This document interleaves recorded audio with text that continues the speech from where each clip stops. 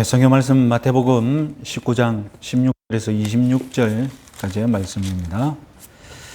마태복음 19장 16절에서 26절까지의 말씀입니다. 신약성경 31페이지 우리 같이 한 목소리로 읽겠습니다. 어떤 사람이 주께 와서 이르되 선생님이여 내가 무슨 선한 일을 하여야 영생을 얻으리이까? 예수께서 이르시되 어찌하여 선한 일을 내게 묻느냐? 선한 이는 오직 한 분이시니라. 네가 생명에 들어가려면 계명들을 지키라. 이르되 어느 계명이니오까?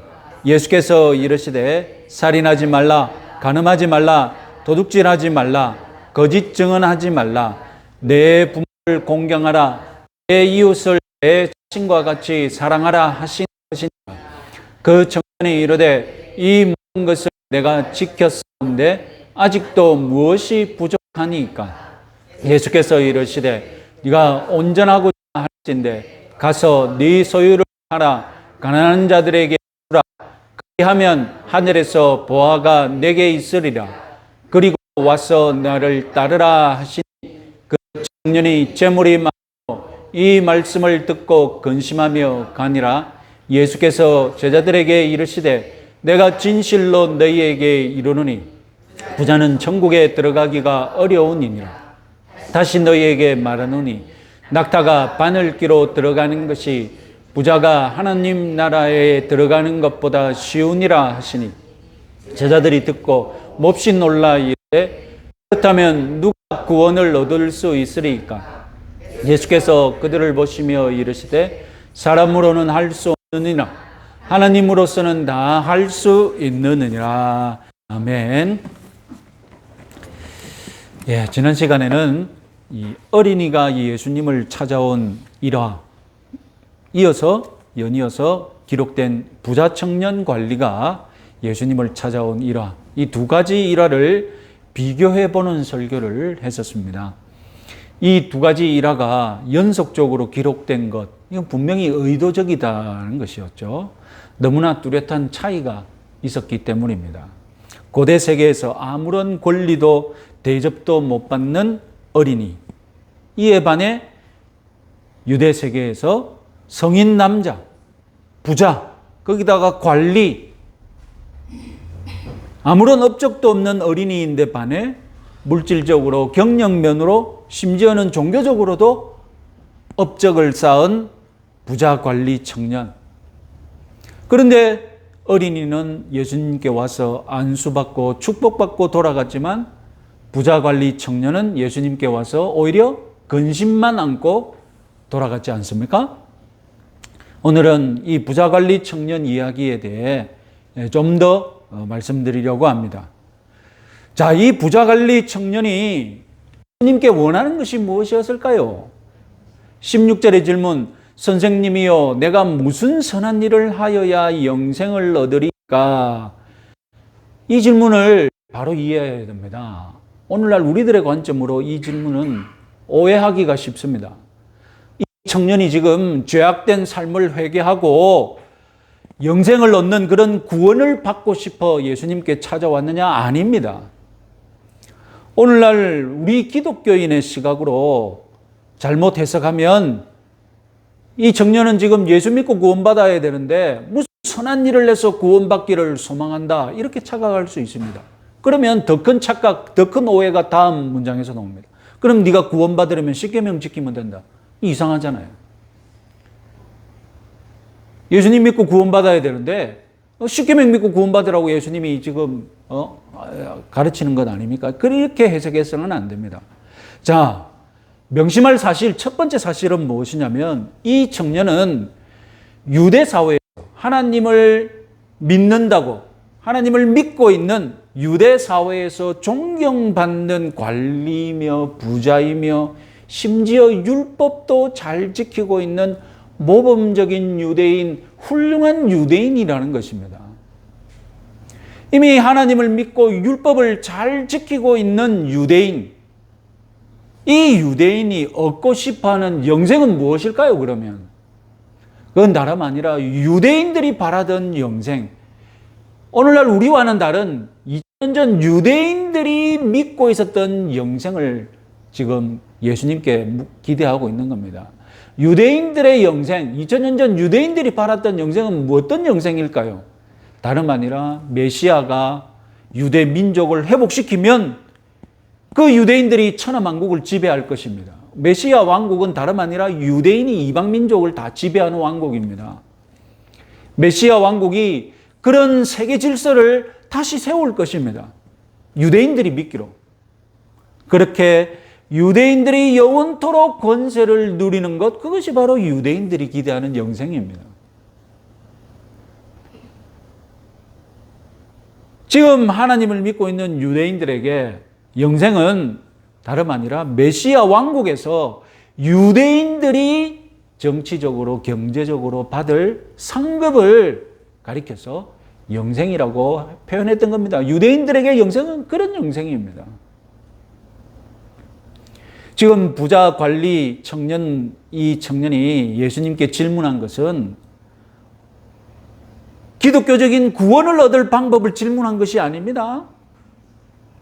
유대인으로서 나중에 메시아 왕국에서 더 많은 상급을 받을 길을 지금 예수님께 질문한 것입니다. 내가 더 많은 상급을 받을 선한 일이 무엇입니까? 여기서 질문을 바로 풀어가야 합니다. 자, 그러면 또 하나의 문제. 과연 이 유대인이 선한 일이 무엇인지 몰라서 예수님께 질문했을까? 몰라서가 아니라 혼란스러웠기 때문입니다. 당시 유대 종교계는 너무나도 혼란스러웠습니다. 아시다시피 유대 민족주의적인 바리새파, 이와는 반대로 그리스 로마적인 사두개파, 이렇게 크게 나눠져 있었죠. 이 두 종파와는 또 다르게 어떤 종파는 유대 사회 전체가 타락했으니 우리는 도시를 버리고 광야로 가서 살자. 그래서 공동체 동굴에서 자기들끼리 모여가지고 메시아를 기다렸습니다. 그들이 모여있는 곳이 오늘날 쿰란이라는 곳에서 발견되었기 때문에, 그들의 유적지가 쿰란이라는 그 지역에서 발견되었기 때문에 오늘날 그들을 가리켜서 쿰란 공동체라고 부릅니다. 그 파블로는 에세네파, 에세네파라고 부르기도 하고, 우리가 모르는 또 다른 종파가 있었을지도 모릅니다. 종파가 다르다는 것, 그것은 예배 방법과 신앙생활이 다르다는 것입니다. 무엇을 허용하고 무엇을 금지할지 종파마다 달라요. 바리새파, 사두개파, 에세네파, 중요한 신앙생활마다 다른 가르침을 가르쳐요. 선한 일이 다른 거예요. 바리새파는 이것이 선하다. 사두개파는 이것이 선하다. 명절 날짜를 계산하는 방법까지 달랐다니까요. 그뿐 아니라 같은 바리새파 안에서도 또 나눠집니다. 힐렐 학파, 샴마이 학파. 21세기 대한민국에만 교파가 많은 것이 아니었습니다. 그래서 각기 다른 신앙생활을 가르쳤습니다. 여러분, 지지난주입니까? 이혼에 관하여서 우리가 확인했잖아요. 샴마이 학파는 이혼이 이렇게 해서는 안 된다. 힐렐 학파는 이혼은 이렇게 해서는 안 된다. 선한 일이 다른 거예요.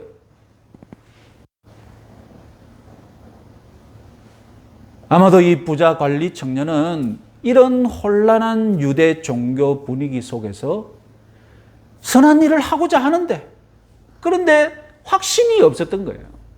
바리새파 가면 이게 선하다. 그러면 사두개파 가면 이게 선하지 않다라고 가르치니까. 유대인으로서 자기 나름대로 율법을 잘 지키면서 선한 일을 하고 있다고 자부하고 있는데, 그런데 이 여러 종파들이 각기 다른 율법 해석으로 각기 다른 선한 일을 가르치니, 그러니 하나님이 진정으로 인정하시는 선한 일이 무엇인지 이 절대적인 확신을 예수님께 구하고 싶었던 것입니다. 혹시 더 좋은 율법 해석, 혹시 더 좋은 율법 순종, 혹시 더 완벽한 선한 일 있지 않을까? 그런 혼란과 기대를 이 청년은 예수님께 가져왔던 것입니다. 나사렛 예수, 이 랍비는 유대 사회에서 파란을 일으키고 있었습니다. 유대 청년이 듣기로 특이한 사실은 아니 바리새파, 사두개파 모두가 다 싫어한대요. 사두개파면 바리새파가 싫어하고 바리새파면 사두개파가 싫어하는데 이 예수에 관하여서는 사두개파, 바리새파 다 싫어하는 거예요. 그러면 완전히 새로운 무엇인가 있지 않겠습니까? 도대체 무엇을 가르치길래 바리새파, 사두개파 모두의 적이 될 수 있을까? 이 부자 청년은 이 랍비 예수가 정말로 새로운 길을 가르칠 수 있는 랍비라고 기대했던 것입니다. 그래서 자기가 바라는, 유대인으로서 바라는 영생을 얻을 수 있는 확실한 길, 확실한 도를 배우고 싶어서 예수님을 찾아왔습니다. 그래서 예수님을 보고 뭐라고 부릅니까? 랍비여, 선생님이여. 마가복음에는 선한 선생님이여. 마태복음에서 참 제자들은 예수님을 선생님이라고 부르지 않습니다. 주여라고 부르든지. 예수님을 선생님이라고 부르는 사람들은 가룟 유다나 그 밖에 외부인들이 예수님을 랍비여라고 부릅니다. 그러나 지금 이 청년이 예수님을 선생님이여라고 불렀다고 해서 뭐 존경하지 않는다거나 나쁘게 부르는 것이 절대로 아닙니다. 정말로 이 청년에게는 예수님은 제3의 길을 가르칠 진지한 랍비였습니다. 예수님은 17절에서 이 청년에게 이렇게 답변하시죠. 예수께서 이르시되 어찌하여 선한 일을 내게 묻느냐? 선한 이는 오직 한 분이시니라. 내가 생명에 들어가려면 계명을 지키라. 절대적으로 선하신 하나님께서 정해놓으신 이 계명을 지키면 너는 선한 상급을 받을 수 있다. 네가 기대하는 상급을 받을 수 있다고 가르친 것입니다. 예수님은 지금 계명을 순종하면 구원받는다. 그런 진리를 가르친 것이 아닙니다. 이미 하나님을 믿고 있는 유대인이 기대하는 상급, 나중에 하늘나라에서 받을 상급에 대해서 예수님은 가르친 것입니다. 영원한 상급을 받으려면 선하신 하나님이 제정해 놓으신 계명을 지키면 된다는 것입니다. 청년은 내심 기뻤겠죠. 아니, 계명을 지키면 된다고?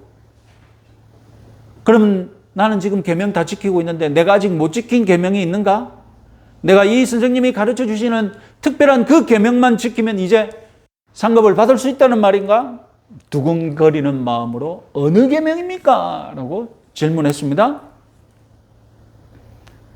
파워포인트 한번 보겠습니다. 그러나 예수님의 답변은 약간 실망스러운 것이었습니다. 예수님이 가르쳐 주신 계명은 이미 자기가 다 지키고 있는 거예요. 십계명이었던 거예요.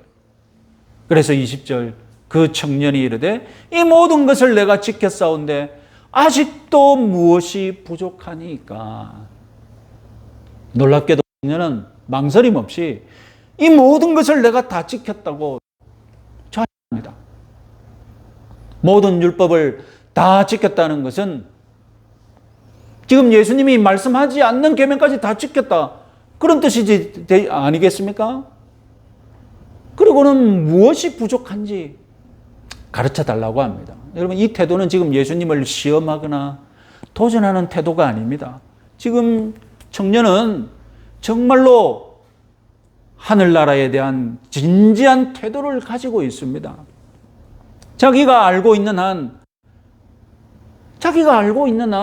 할 수 있는 것은 다 한 그런 유대 청년입니다.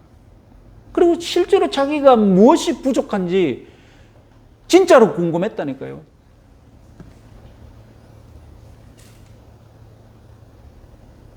예수님의 이 청년에게 부족한 것이 무엇인지 묻자 기다렸다는 듯이 말씀합니다. 다름 아니라 네 재산에 관한 문제, 네 재산을 처분하면 된다는 것입니다. 이 청년은 업적 쌓기에 몰두해 있었습니다. 그래서 자신이 재물을 쌓은 것, 자신이 관리라는 경력을 쌓은 것, 그리고 율법을 순종해서 쌓아 올린 것, 이 모든 업적 쌓기에 몰두해 있었습니다. 왜 이렇게 업적 쌓기에 몰두했겠습니까? 자기가 업적을 많이 쌓으면 하늘나라에서 상급을 많이 받을 것으로 자기는 기대했던 것입니다. 많은 유대인들이 그렇게 믿고 있었고요. 그래서 율법도 마치 업적을 쌓는 것처럼, 재산 쌓는 것처럼, 경력 쌓는 것처럼 그렇게 신앙생활을 했다니까요. 오늘날에도 신앙생활을 업적 쌓는 것처럼, 경력 쌓는 것처럼 생각하시는 분들이 있어요. 일 중심으로, 업무 중심으로 신앙생활을 보는 것이죠. 그래서 업적을 소중히 여기고 업적을 자랑하는 그런 재미로 신앙생활을 한다니까요. 마치 자기가 무슨 직분 승진하듯이, 직장에서 승진하는 것처럼 교회생활, 신앙생활을 한다는 그런 생각도 가지신 분도 있고. 하나님은 이 업적 쌓기에 몰두하고 있는 청년에게 하나님이 인정하시는 진정한 업적이 무엇인지 따로 소개하십니다. 예수님은 이런 청년에게 진정한 신앙의 업적, 21절 예수께서 이르시되 네가 온전하고자 할진대 가서 네 소유를 팔아 가난한 자들에게 주라. 그리하면 하늘의 보화가 네게 있으리라. 그리고 와서 나를 따르라 하시니. 지난 시간에 이 청년이 자신의 재물을 우상 숭배하고 있다고 드렸습니다. 그래서 예수님은 이 청년에게만 특별히 적용하는 명령, 재물을 팔아 가난한 자들에게 나눠주라고 도전하셨다고 말씀드렸습니다. 재물을 팔아 가난한 자들에게 나눠주라. 이것은 다른 부자에게는 예수님이 적용하지만은 우리 일반 사람들에게는 요구하지 않으시는 특별한 명령인 것을 지난 시간에 말씀드렸습니다. 지금 자신이 쌓은 재물을 거의 우상 숭배하고 있는 이 부자 청년에게만 적용되는 명령입니다. 이 부자 청년이 자신의 보화를 포기하면 재물과 하나님을 동시에 섬기다가 이제 재물을 버리고 하나님만 섬기게 되니 하늘의 상급과 보화를 받을 것입니다. 그리고 가난한 자들에게 그 재물을 나눠주면 이 또한 선한 일이니 하늘의 상급과 보화를 받을 것입니다. 그러나 여러분, 이것은 준비 단계일 뿐입니다. 진짜로 하늘의 보화를 쌓는 일이 뒤에 있습니다. 그것은 바로 예수님을 따르는 제자가 되는 것입니다. 이전에 하나님만 믿으면, 그래서 하나님이 제시하시는 율법만 순종하면 하나님이 기뻐하시는 백성이 될 수 있었습니다. 그러나 이제 새 시대, 새 언약 시대가 되었습니다. 이제는 예수님을 믿고 따라야 하나님이 기뻐하시는 구원과 상급을 받을 수 있습니다. 하나님의 명을 제 아무리 열심히 지켜도 예수님을 믿고 따르는 제자가 되지 않으면 구원도 못 받고 상급도 못 받는다는 것입니다. 예수님이 지금 부자 관리 청년에게 재물을 팔아라고 하는 것도 다름이 아니라 재물을 팔고 가난한 자들에게 준다고 해결되는 것이 아니라 그렇게 빈 상태에서, 그렇게 낮아지고 가난해진 상태에서 어떻게 하라는 것입니까? 이제 예수님께 방향을 틀어서 예수님과의 관계에 들어와서 예수님으로 부유해지고 예수님으로 가득 채우라는 것이죠. 그래서 오늘날 저와 여러분들도 자기 재산을 다 팔아 가난한 자들에게 나눠주고 나를 따르라는 이 명령이 전혀 무관한 명령은 아니라는 것이죠. 왜냐하면 내가 예수님께 더 집중하려면 꼭 물질적인 것이 아니더라도 꼭 재산이 아니더라도 내가 세상에서 처분해야 할 것이 있고 그리고 가난해지고 겸손해진 마음으로 예수님께 헌신해진 것이 있다니까요. 우리 모두의 문제인 것이죠.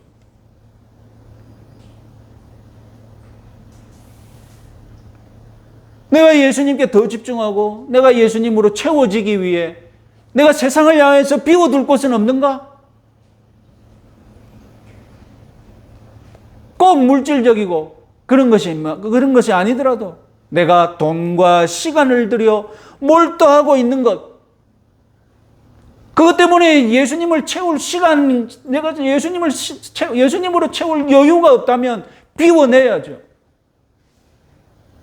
그래서 세상을 향하여서는 끊임없이 비워내고 낮아지고 비워내고 버리고 포기하고 처분하고 그렇게 비운 마음으로 예수님께 와서는 예수님을 따르는 데 집중하고 예수님의 가르침으로 채우고 예수님으로 풍요해지고 부해지고 세상을 향하여서는 이 세상의 보화를 자꾸 버리고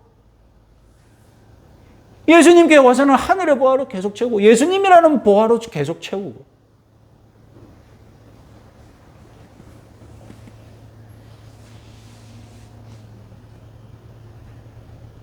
이것이 우리 신앙생활의 루틴입니다. 루틴. 요즘 루틴이라는 말 참 많이 쓰죠. 예? 아예 루틴. 자기가 일주일 살면 일주일 동안 계속 반복되는 그 일정이 있지 않습니까? 예?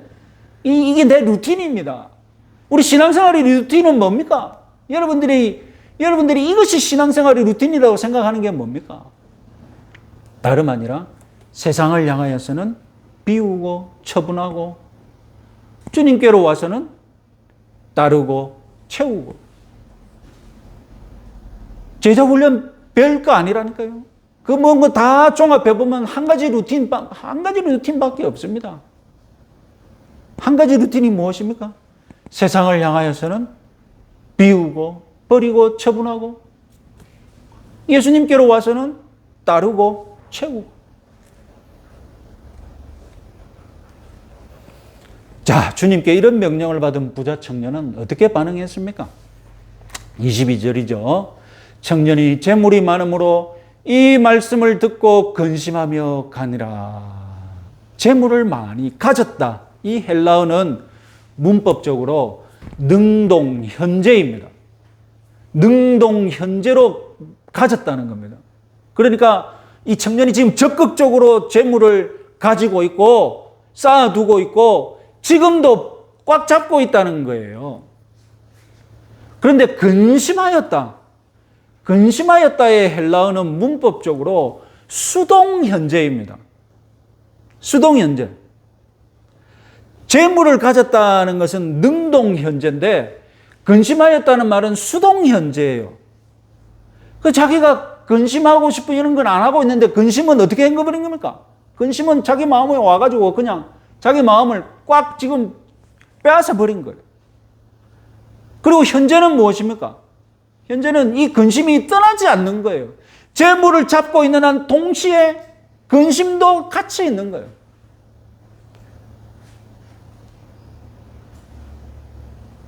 이 직전에 청년이 예수님께 어떻게 대꾸를 했습니까? 이 모든 계명을 내가 지켰사온데 아직도 무엇이 부족하니까? 여러분, 이렇게 호기로웠던 청년이 지금 재물을 포기하라는 예수님 명령에 그만 근심에 사로잡히고 말았습니다. 재물을 포기하고 예수님을 따르기는커녕 재물을 지키려고 오히려 예수님을 떠나버립니다. 이런 부자 청년의 모습을 보시곤 예수님이 말씀을 이어가시죠. 부자는 천국에 들어가기가 어려우니라. 그리고 유명한 비유를 말씀하십니다. 24절 낙타와 바늘기 비유죠. 다시 너희에게 말하노니 낙타가 바늘기로 들어가는 것이 부자가 하나님 나라에 들어가는 것보다 쉬우니라. 여러분, 당시 팔레스타인 지역에서 가장 큰 동물이 낙타입니다. 그리고 가장 작은 구멍이 바늘기 구멍입니다. 낙타가 바늘기 구멍으로 들어가는 것이 불가능한데 부자가 천국에 들어가는 것보다는 쉽다. 극단적으로 불가능하다는 것을 예수님이 지금 과장된 비유로 말씀하신 것이죠. 바벨론의 유대 문헌에는, 바벨론에도 유대인들이 많이 살았거든요. 옛날에 포로로 잡혀갔기 때문에. 거기서는 코끼리가 바늘길을 통과할 수 없다라는 기록이 있습니다. 바벨론에서 제일 큰 동물은 낙타가 아니라 코끼리였거든요. 자, 이 낙타가 바늘길을 통과할 수 없다, 이 비유를 잘못 해석한 해석들이 있는데 그 중에 하나만 소개해 드리겠습니다. 여러분들이 괜히 잘못된 해석을 듣고 또 감동을 받을까 봐. 잘못된 해석의 첫 번째 가장 큰 특징은 감동을 주려고 그런 해석을 한다는 것입니다. 그래서 감동을 많이 받는 잘못된 해석이 있기 때문에 한 가지만 말씀드리겠습니다. 예루살렘 성에 바늘기라는 이름을 가진 작은 문이 있었는데 낙타가 그 문을 통과하려면 무릎을 꿇리고 구부려야 들어갈 수 있었다. 이런 해석입니다. 이런 해석은 중세 때 만들어져서 19세기 때 대단히 유행했다고 합니다.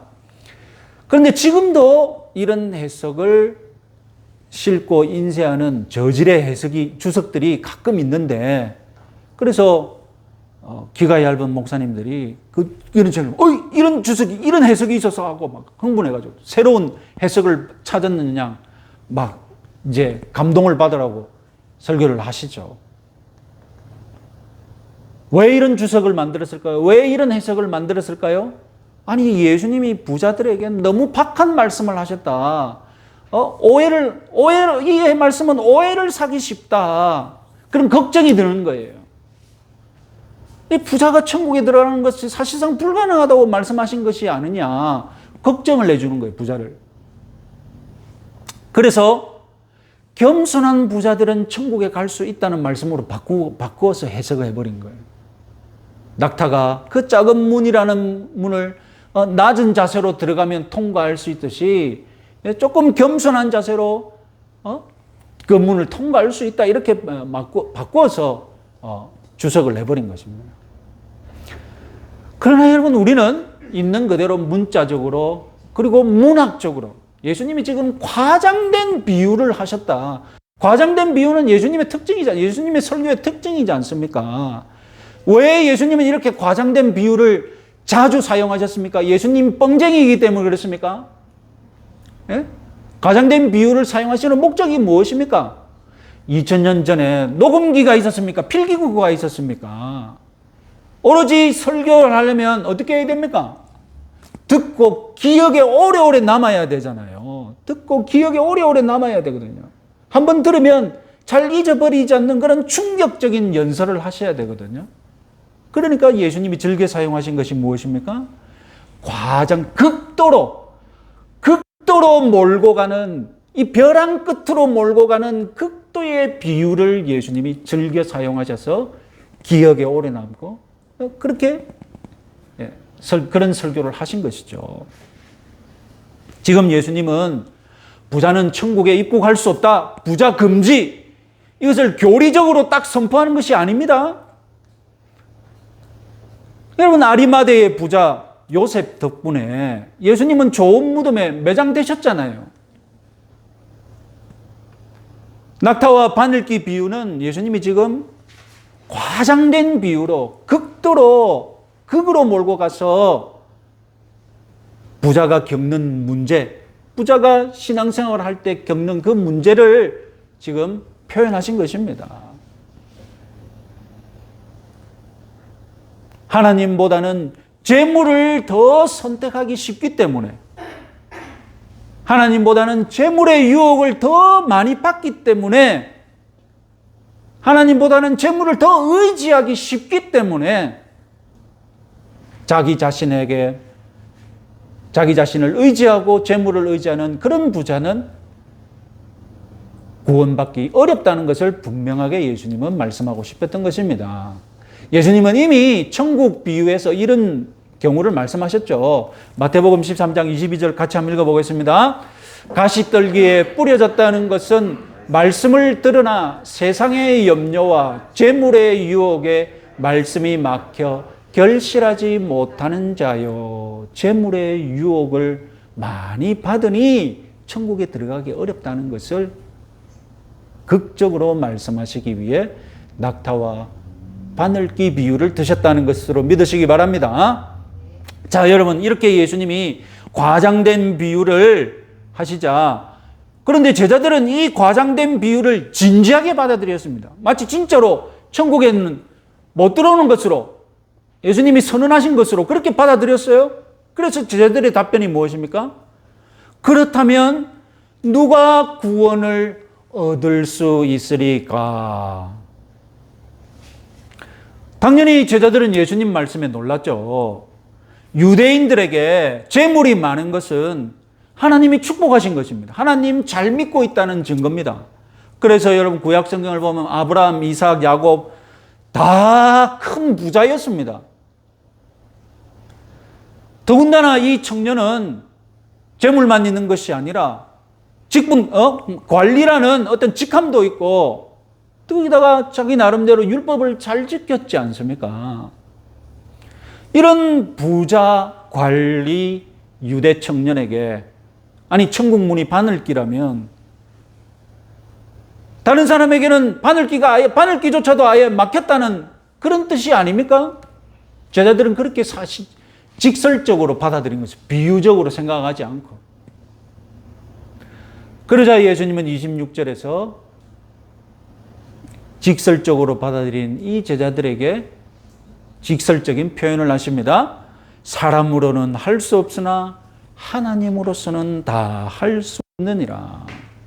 그러니까 앞서 낙타와 바늘기 비유로 부자가 천국 갈 가능성을 마치 없는 것처럼 비유하셨던 것은 사람의 힘만으로는 그런 일이 일어날 수 있다는 것입니다. 사람의 힘만으로는 천국이 재물의 유혹을 뿌리치기 힘들다는 것입니다. 그러나 하나님께서 하나님 나라의 친백성으로 삼으시겠다고 작정하시면 부자든 가난한 자든 다 가능하다는 것입니다. 다 하늘나라에 들어갈 수 있다는 것입니다. 하나님이 역사하시면 물질 숭배를 버리고 하나님께 헌신하는 그런 부자가 얼마든지 나올 수 있다는 것입니다. 그래서 신약 성경에도 이미 부자 세리 삭개오도 예수님 앞에서 회개했지 않습니까?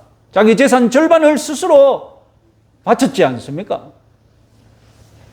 그리고 아까 말씀드렸던 아리마대의 부자 요셉도 자기 재산 잘 가지고 있다가 주님께 자기의 귀한 매장지, 가족 매장지로 준비해뒀던 그 무덤을 예수님께 드렸지 않습니까? 어디 부자뿐이겠습니까? 장애인도, 요즘 인기 있는 자폐 스펙트럼 장애인도 하나님이 역사하시면 우리 눈에는 보이지 않지만 그가 하나님의 백성이 될 수 있음을 믿으시기 바랍니다. 우리 유아 세례도 그런 믿음으로 유아 세례를 드리는 거예요. 그 아이가 무슨 신앙 고백했습니까? 예? 아기가 무슨 신앙 고백했습니까? 우리 인간의 눈으로는 세례 주면 안 되죠. 그러나 우리는 하나님의 역사를 믿고 하나님 이 구원의 과정에 있어서 사람의 반응이 결정적인 것이 아니라 사람이 반응하냐 안 하느냐, 사람이 이성적으로 반응하냐 안 하느냐에 따라 구원이 결정되는 것이 아니라 하나님의 결심이, 처음부터 하나님의 작정이 이 구원을 다 결정한다고 믿으면 유아 세례도 가능하고, 심지어 신앙을 있는지 없는지 잘 모르는 아기가 일찍 돌아갔을 때도, 일찍 세상을 떠났을 때에도 하나님 품에 맡기고 하나님의 역사하시면 이 아기도 구원을 받을 수 있다고 믿는 그런 신앙, 이것이 우리 하나님 중심의 신앙이라니까요. 구원은 사람의 결단이 달린 것이 아니라 하나님의 결단, 하나님의 역사, 하나님께 달려 있음을 믿으시기 바랍니다. 하나님은 우리 눈을 바꾸어 주십니다. 우리가 하늘의 보화를 믿고 하늘의 보화를 바라보게 만들어 주십니다. 우리의 안목이, 우리의 가치관이 완전히 바뀌는 은혜를 주시는 것이죠. 그래야만 이 땅의 유혹을 포기할 수 있거든요. 하나님께서 여러분들에게 하늘의 보화를 바라볼 수 있는 안목을 주시기를 소원합니다. 여러분도 끊임없이 그렇게 하늘의 보화를 바라볼 수 있는 그런 영안을 저에게 주십시오라고 기도하셔서 세상을 향하여서는 끊임없이 비우고 주님께로 와서는 주님을 따르고 주님으로 채우시는 신앙생활 하시기 바랍니다.